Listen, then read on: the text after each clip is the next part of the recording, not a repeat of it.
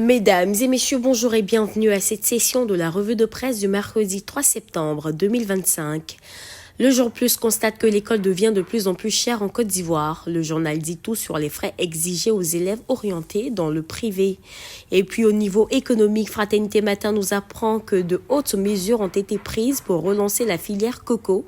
Le chef de l'État veut un secteur compétitif et durable. Le Rassemblement alerte sur les prêts et multiplication d'argent sur les réseaux sociaux.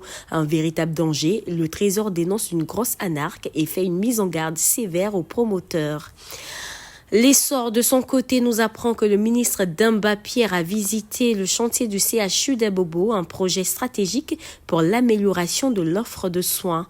Au niveau politique, avant la publication de la liste officielle, le nouveau réveil signe et persiste que Tidiane Thiam est éligible selon la Constitution et le Code électoral, non sans évoquer les articles et dispositions qui valident la candidature du président du PDCI RDA. Dans le même sens, le temps nous fait savoir que le PPACI a déposé auprès du Conseil constitutionnel toutes les preuves juridiques de la légalité irréprochable de la candidature de Laurent Gbagbo. À propos de cette sortie du PPACI, le mandat note que le parti de Gbagbo menace. Le RHDP ne nous laisse aucun autre choix, a déclaré Koné Katina. Le journal donne les raisons pour lesquelles Laurent Gbagbo et son parti ont intérêt à rester dans le cadre légal. Face aux menaces d'affront du PPACI et la défiance aux institutions, le Matin prévient que la République répondra avec fermeté et sans état d'âme. L'opposition a une ligne rouge à ne pas franchir.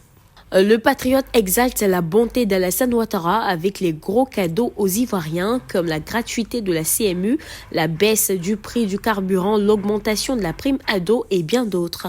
Au regard de ce bilan, l'avenir affirme sans réserve que Ouattara tient le un coup KO dans le cadre de la présidentielle 2025.